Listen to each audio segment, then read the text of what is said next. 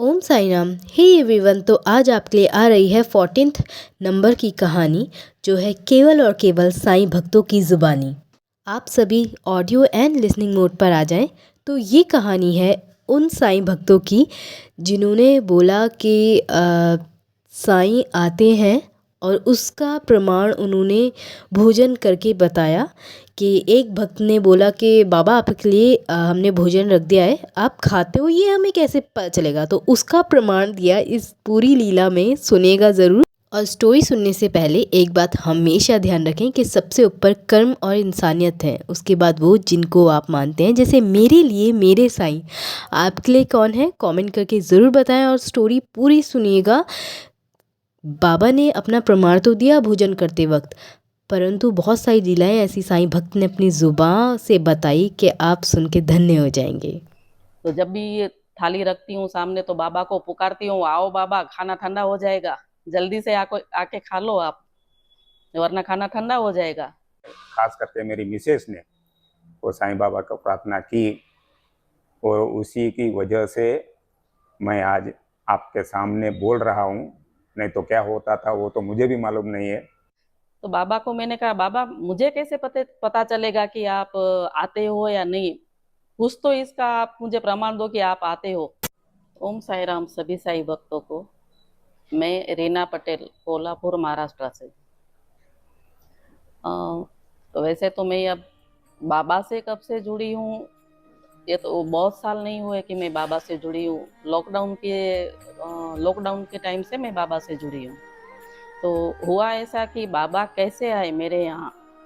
पहले मैं बाबा को जानती नहीं थी और पहचानती भी नहीं थी। साईं बाबा है ये पता था, लेकिन इतना मैं बाबा के नज़दीक नहीं आई थी। तो लॉकडाउन में मैं अक्सर बेंगलोर मेरे मम्मी पापा के यहाँ जाया करती थी। तो वहाँ सब ये मेरे साईं सीरियल देखते थे। तो वो सीरियल देख देख कर बार बार वहाँ जाकर मैं वो सीरियल देखती थी। तो वो सीरियल देख देख कर मुझे ऐसा लगा कि नहीं, मुझे तो अब साईं बाबा को घर पे लाना ही है। लेकिन लॉकडाउन चल रहा था तो ला नहीं सकती थी, कहाँ से लाए, ना फोटो है और ना ही मूर्ति के स्वरूप में है। तो मैंने क्या किया, स्टार्टिंग में एक अपना शोकेस का एक साइड का ये जो कोना होता है, उसमें ही मैं बाबा का नाम का दिया लगाने का स्टार्ट किया। मैंने उधर ही मैं अगरबत्ती लगाती थी और दिया लगाती थी। ना ही फोटो है, ना ही बाबा खुद कोई मूर्ति के रूप में है, लेकिन मैं प्रार्थना करती थी, बाबा इस जगह पे मैं आपको बिठाऊंगी, आप यहाँ मुझे नहीं दिख रहे हो, लेकिन मेरे मन से आप यहाँ पर हो। मैं ऐसे ही समझती थी, नहीं बाबा आप यहाँ पर हो। रोज मैं दिया अगरबत्ती उधर करती थी। फिर इन्होंने देखा कि फोटो भी नहीं है, मूर्ति भी नहीं है, तो उन्होंने ऑनलाइन ऑर्डर दिया जयपुर राजस्थान। कि उन्होंने बोला कि मूर्ति का ऑर्डर, अभी एक ही पत्थर में से मूर्ति बनानी थी तो 10 से 12 हज़ार रुपये खर्चा होगा।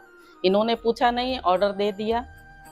तो फिर मुझे बोलने लगे कि ऐसा ऐसा मैंने मूर्ति का ऑर्डर दे दिया है और 1 महीने में मूर्ति आ जाएगी। तो फिर मैंने बोला, आपका भी बिजनेस लॉकडाउन से बंद है, लॉकडाउन की वजह से, और मेरा भी बंद है, तो अब वो पैसे लाएंगे कहाँ से इतना। तो फिर इन्होंने कहा कि अगर बाबा को हमारे घर आना है तो वो इसका इंतजाम वो बाबा खुद करेंगे। मैंने कहा चलो ठीक है, देखते हैं अब बाबा क्या करते हैं। तो एक 8-10 दिन हुए। वैसे मैं पेशे से फैशन डिज़ाइनर हूँ। तो मेरे पास एक लेडीज़ आई कि ऐसे ऐसे बहुत दिनों से मेरे ब्लाउज डिज़ाइन करना रह गए हैं और 25 से 30 ब्लाउज है, तो आप बना कर दोगे क्या मुझे। तो मैंने कहा ठीक है। तो उसका बिल कुछ 30-35 हज़ार के इतना हुआ। वो उसका चार्जेस जो बनाने का, ब्लाउज बनाने का था वो। तो फिर उसमें से हम बाबा हमारे यहाँ आए। तो इन्होंने कहा कि देखो, मैंने कहा था कि बाबा को अगर आना है तो इसका इंतजाम बाबा खुद कर लेंगे। तो इस तरह से बाबा मेरे घर आए, और जब से मेरे घर आए हैं बाबा, तब से तो पूछो ही मत। इतना घर में मतलब पूरा दिन में कुछ भी अगर नई चीज घर में लाए हम लोग तो पहले बाबा को अर्पण करते हैं। तब से अखंड ज्योति जलती है मेरे घर में साईं के नाम की। और रोज मैं होम हवन करती हूँ डेली बाबा के नाम का। और पहले तीनों टाइम भोग धराती हूँ बाबा को। पहले हम लोग जो भी खाते हैं वो बाबा को देते हैं, सुबह शाम दोपहर तीनों टाइम। तो जब भी ये थाली रखती हूँ सामने तो बाबा को पुकारती हूँ, आओ बाबा खाना ठंडा हो जाएगा, जल्दी से आके खा लो आप, वरना खाना ठंडा हो जाएगा। तो एक दिन मैंने बाबा को ऐसे ही बोला कि बाबा सवेरे में ही हम लड्डू लड्डू गोपाल को दूध रखते हैं, वैसे ही बाबा को और गणपति बाबा को गुड़ रखती थी मैं। तो बाबा को मैंने कहा बाबा मुझे कैसे पता चलेगा कि आप आते हो या नहीं, कुछ तो इसका आप मुझे प्रमाण दो कि आप आते हो। तो जब मैंने ऐसा कहा तो वो दूसरे दिन मैंने देखा तो जो गुड़ का पीस रखा हुआ था उसमें हम जब ऐसा तोड़ते हैं तो दांत अपने उसमें गुड़ के पीस में आ जाते हैं, वैसे वो गुड़ में निशान दिखने लगे दांत के। फिर इनको मैंने बताया, आओ देखो ये क्या है, मैंने कल बाबा को बोला था कि आप मुझे इसका ये दो अनुभव मुझे कि आप यहाँ आते हो और ये खाते हो। तो उन्होंने वो बताया मुझे। जब जब भी मैं बोलती हूँ ना कि बाबा मुझे आप हो या नहीं कुछ बताओ, तो वैसे ही खुशबू आना चालू हो जाती है। तो पता चलता है नहीं, वो बताते हैं कि मैं हूँ। इतना मुझे अच्छा लगता है कि कुछ मेरी पूरी लाइफ ही चेंज हो गई बोल सकते हैं आप। और अभी थोड़े दिन पहले ही हम लोग पुणे गए हुए थे, क्योंकि मुझे ऑस्ट्रेलिया जाना है, तो वीज़ा के लिए हम लोग गए थे। रिटर्न आते समय हम लोगों ने रास्ते में कुछ खाया पिया, इसकी वजह से इनको फूड पॉइजन हो गया। इसकी वजह से इनकी हालत इतनी खराब हो गई कि इनको आईसीयू में एडमिट करना पड़ा। कुछ हमें सूझ नहीं रहा है कि क्या करें और क्या नहीं। डॉक्टर बोल रहे इधर ले जाओ उधर ले जाओ, ऐसे करो वैसे करो, ये तो पता नहीं कितना दिन लगेगा। तो और आईसीयू में जाने भी नहीं दे रहे एक तो अंदर। फिर मैंने तो उदी बाबा की विभूति में हमेशा अपने साथ रखती हूँ, तो जब भी अंदर जाने को देते थे मिलने के लिए 5 मिनट 10 मिनट, तो मैं चुपके से वो उदी लेकर जाती थी बाबा की, और वो विभूति इनके मुंह में डाल के आती थी कि बाबा आपको ही देखना है कि इनको वापस घर कैसे लाना है। बस जब भी अंदर जाती थी तो इनको उदी मुंह में दे के आती थी मैं। तो इस तरह से वो 8 दिन के अंदर तो अच्छे खासे होकर घर पे भी आ गए। ये बाबा का बहुत बड़ा उपकार है मेरी लाइफ में, कि जितने भी गिनाओ ना उतने कम है सच में। तो बाबा के तो उपकार वो गिन नहीं सकते और हम बोल नहीं सकते, इतने हैं। अगर ये मतलब जो हमने सोचा नहीं था वैसा हो गया, और ये 8 दिन के अंदर घर में आ गए वापस, ये तो हमने कल्पना भी नहीं की थी कि इतना अच्छा हो जाएगा। और इनके घर पे आने के बाद में जब गुरु पूर्णिमा अभी जो गई, तब तो बाबा के लिए प्रसाद बना रही थी मैं दोपहर के टाइम में। तो प्रसाद बना के सब कुछ हो गया। इसके बाद में जब हम लोग वो गैस ऊपर करके जो उधर क्लीन करते हैं वैसा कर रही थी, तो गैस की पाइप अचानक निकल गई। गैस की पाइप अचानक निकलने से वो पाइप बहुत बड़ी रहती है, तो इतना फ्लो हो गया ना वो गैस का कि पता नहीं चल रहा कि क्या करूं और क्या नहीं। घर में अकेली ही हूँ, तो मैंने फिर जल्दी से रेगुलेटर बंद किया, दरवाजे खिड़कियां सब ओपन की, और जाके बाबा के पैर पकड़ के बैठ गई उधर ही। बाबा देखो अब आप। तो ये भी आप सोच सकते हैं हम लोग कि अगर वो चालू गैस में अगर वो पाइप निकलती तो क्या हाल होता। ना ही वो घर रहता और ना ही मैं रहती, ये बताने के लिए। तो कितना बड़ा उपकार है बाबा का कि हम दोनों को ही नया जीवन दिया है उन्होंने। तो जब तक जिंदा हूँ मैं तो बाबा के उपकार में से कभी मुक्त नहीं होंगी। और मैं चाहती हूँ कि एक बार भरोसा करके देखें भक्त बाबा के ऊपर, कि अब नाम लेना ही काफी है उनका। और तो क्या बताऊं, वैसे तो बहुत सारे अनुभव है। और इनके जैसा ही एक बार बेटा भी मेरा बहुत बीमार हो गया था, तो उसको भी ऐसे ही एडमिट किया था हमने। तो तभी भी बाबा को दूसरे दिन गुरुवार था, बुधवार को एडमिट किया था। तो तभी भी मैंने बाबा को बोला कि बाबा आपको ही देखना है, देखो कैसे वो ठीक होकर घर आ जाए। तो मैं हमेशा सारा दिन भोग लगाती हूँ ना 3 टाइम, तो उस दिन मेरे से भोग लगाना नहीं हुआ, गुरुवार था। तो दिन में मैं कभी सोती नहीं हूँ, तो उस दिन मेरी आंख लग गई, 2 दिन 3 दिन से सोई नहीं थी।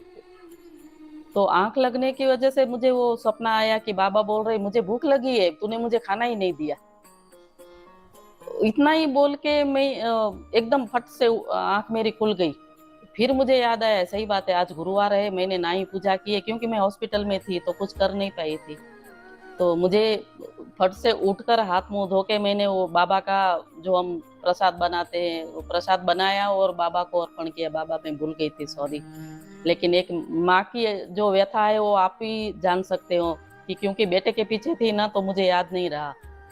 तो ऐसे बहुत सारे अनुभव है कि जो हमारी लाइफ में मेरी वजह से पूरा परिवार, मेरा बेटा बेटी दामाद बेटा, ये मेरे मायके वाले, सब कोई हर कोई मानता है बाबा को हमारे यहाँ तो। ओम साई राम। सभी साईं भक्तों को मेरा नमस्कार। ये साईं बाबा का जो लीला है उसका तो वर्णन करना बहुत मुश्किल ही है, लेकिन फिर भी मैं अपने शब्दों में बता रहा हूँ कि एक कम से 1.5 महीने पहले मेरी तबीयत इतनी खराब हो गई कि मुझे तो कुछ सूझ ही नहीं रहा था और मुझे भान भी नहीं था कि मैं कहाँ पे हूँ। लेकिन हमारे घर वालों ने, खास करके मेरी मिसेस ने, वो साईं बाबा को प्रार्थना की और उसी की वजह से मैं आज आपके सामने बोल रहा हूँ। नहीं तो क्या होता था वो तो मुझे भी मालूम नहीं है। और बाबा का तो इतना हमारे पर मेहरबानी है, मेरे परिवार पर, मेरे पर, तो वो मैं बता नहीं सकता हूँ। लेकिन मुझे तो इतना लगता है कि जब भी कोई इंसान को कुछ भी तकलीफ हो तो बाबा के शरण में जाओ। अगर आप दिल से बाबा को पुकारेंगे तो रात को 12 बजे भी बाबा आपके सामने हाजिर रहेंगे। अब मुझे ऑस्ट्रेलिया जाना है अपनी बेटी के पास, इसीलिए मैं यहाँ आई हूँ बाबा के पास कि बाबा आपने जैसा मैना ताई को हेल्प किया था, उदी देकर उनकी डिलीवरी जो सकुशल कर दी थी, वैसे ही मेरी बेटी का भी वही टाइम है। इसीलिए मैं जा रही हूँ ऑस्ट्रेलिया और बाबा को साथ बुलाने के लिए ही मैं आई हूँ कि बाबा चलिए मेरे साथ, आपको आना है उधर। 1 साल के लिए मैं जा रही हूँ ऑस्ट्रेलिया। तो मैं बाबा को वही न्योता देने आई थी कि बाबा आपको मेरे साथ चलना है और मेरा बेटी का जो भी है वो सब सकुशल हो जाए, बस यही मैं प्रार्थना करने आई थी यहाँ पर बाबा के पास। तो आपको ये कहानी कैसी लगी कमेंट करके ज़रूर बताएं। आपकी कमेंट, आपकी फीडबैक से थोड़ा सा ये पता चलता है कि एक्चुअल में जो स्टोरी पोस्ट की जा रही है वो आप लोगों को समझ आ रही है। ये स्टोरी मैं अलग अलग माध्यम से लेती हूँ, पर मेरा मोटिव है कि ये ऑडियो एंड लिसनिंग मोड पे ही रहा जाए तो ज़्यादा अच्छा है। तो इस पे बहुत सारे लोगों का सहयोग है, इवन बहुत सारे चैनलों का सहयोग है जहाँ से मैं ये कहानी लेती हूँ। और कमेंट ज़रूर करिएगा, अपना रिस्पॉन्स ज़रूर बनाए रखें और मिलते हैं किसी नेक्स्ट लीला, किसी नई स्टोरी के साथ। तब तक के लिए ओम साई राम, जय साई राम, जय जय साई राम।